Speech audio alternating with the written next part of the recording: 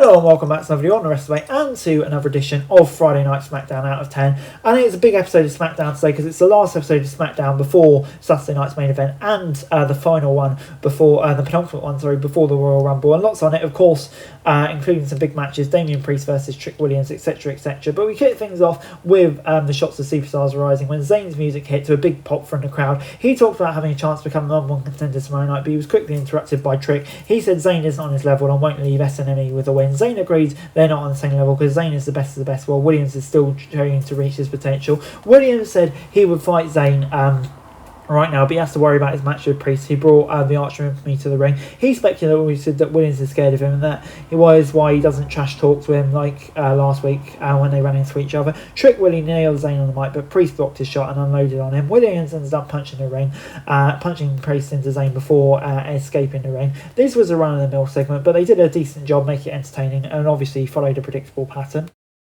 WWE then aired a backstage moment from earlier in the day which showed Hayes agreeing to put the US title on the line against Dillier in a rematch. This was the third encounter on the main roster and 6 overall with NXT, so they know what we're going to get from each other. Neither men had a clear advantage and they took each other out with simultaneous clotheslines as the show cut to a break. Dragunov had a cut near his eye from his match against Zayn, opened up again during this bout, but it never seemed to slow him down. Just like every time they crossed paths in the past, they put on a fun and fast-paced encounter that had the crowd on the edge of their seats. Sometimes you find a pair that's incapable of putting on a bad performance, and this seems to be one of those. They fought through 2 breaks and plenty of time to work, so they were able to make this just as fun as their previous matches. Sadly, when it ended, controversy when Miz and interfered and cost Dragunov. Once Mello spotted the Miz at ringside, he looked upset. So yeah, we're going to get that kicking off again. It'll be intriguing to see where it goes. I thought we maybe moved past this, but who knows. I'm going to give it an 8 out of 10. Moving on then to Cody Rhodes, who gave a backstage interview with Michael Cole facing Jacob Fatu tomorrow night. Fatu interrupted the interview and said he was only focused on Drew McIntyre when he cost Rhodes the title. Rhodes brought up Fatu's prison record and said he has a history of not thinking in advance. Fatu said his choices he made him a better man, but Rhodes still blamed him for losing the title. He said he's not like other Samoans, Rhodes has face and is more in control. A really good segment, didn't overstay its welcome and made it look like both guys had something to gain. They instantly raised the profile of the match, which wasn't easy to do. So good stuff. Before we got Chelsea Green, who was shown trying to recruit Green into the Secret Service, and only Grace agreed because she would be there to get to Cargill for the match against Green tonight. Jade and Jordan had a brief encounter at ringside, then allowed Green to hit a suicide dive and surprise the champ. Once they got in the ring and Cargill had a little time to recover, she beat Chelsea down in the corner and then did push-ups in her face to taunt her. Even though she came into this as a clear heel, Green had the Canadian crowd support, which increased by the fact Cargill was bigger heel. Cargill ended up winning the match in a few minutes, but the action we got was good, and Grace grabbed the mic and promised to challenge Cargill after she wins the Rumble, unless she was able to put her title on the line right there.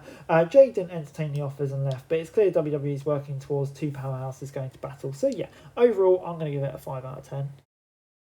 The tag titles were then on the line when Gacy and Loomis defended the titles against Sikoa and Tonga. Tonga learned the lantern back to the Wyatt, so he couldn't take it back from them. Tama and Gacy started trading shots as soon as the bell rang. Gacy was concerned about Solo tagged in to dish out some punishment before bringing Tama back in. Loomis came in and took control of a flurry of offense, but the MFTs took control again during the break. When we returned, Gacy got the hot tag and started going on a rampage. Eric Rowan ended up taking out JC Mateo and Lower at ringside, but he saw Tama come back with the lantern and got distracted. Uncle Howdy almost got the lantern back, but Sikoa stopped him with a Samoan spike. He used the lantern to hit Loomis behind the rest back, paving the way for Tama to hit his finisher for the win. A decent match, but it fell apart at the end. Having the titles off the Wyatts will hopefully lead to a more competitive division as well, and I'm intrigued to see how the NFTs do with it. So yeah, 5 out of 10. Unfortunately, Tommaso Ciampa leaving WWE has meant that Johnny Gargano is alone in his feud against Axiom, so he was just one-on-one with Fraser this week. The match starts with a few standard moves before the pace picks up as fast as possible for taking Johnny rustling off his feet.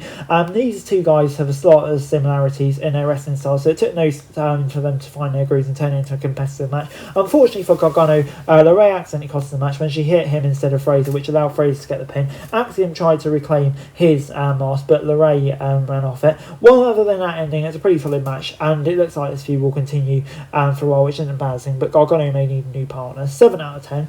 After the break, Drew McIntyre then came out incredibly pleased with himself as he carried the world title over his shoulder. Mocking Rose and Fatu's segment from earlier in the show, he said he can't wait to watch them tear each other apart. He then spoke about the 4 men who were competing tomorrow for a title shot against him. He wished Williams luck, but talked some trash about Orton and Priest. A pretty short promo, but accomplished what it needed to, and there's not much really more to say about it. Before, we got 3 teams competing for a tag title shot against Ripley and Sky. Flair, Bliss, Legend and Jackson, Julia and James were the competitors involved. James, Legend and Flair started for their teams. They only had a couple of minutes before the break, but they used a quick pace to pack in a lot. Bliss took down all 4 of her and Charlotte's opponents with a dive from the top rope to the floor as the show cut to the commercial. They had a healthy mix of newer and veteran talent, but it felt like all 3 teams were on an even playing field, which worked to this match's advantage because it was made the outcome harder to predict. When they all brought a lot of energy to the ring, this bout had a couple of moments that looked sloppy or missed times. James ended up seeing them for a team by pinning Bliss after Legend had already hurt finisher. I'll give it a 5 out of 10.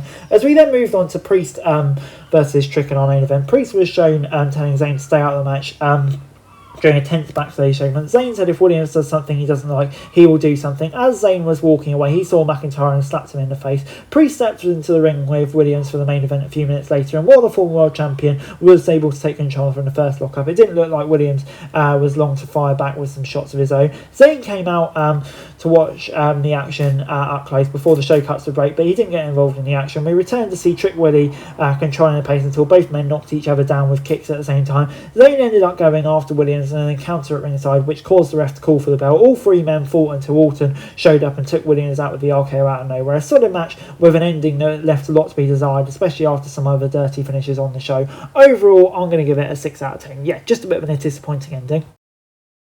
Overall, SmackDown this week gets a 6 out of 10. It did a good job balancing several stories while simultaneously hyping Snme and the Rumble. Each segment kind of felt like it served its purpose. A few very enjoyable matches as well. And I think, yeah, we are leading up to a very exciting looking pay-per-view kind of shows over the next few weeks. So yeah, on the whole, 6 out of 10. Guys, that's it for this video. Thanks very much for watching. Remember to like, share, subscribe. Follow us on our socials. Link in the description below for daily wrestling news, meme and content. Subscribe to our other channels on screen right now. That'd be greatly appreciated. Thanks very much for watching. Peace out.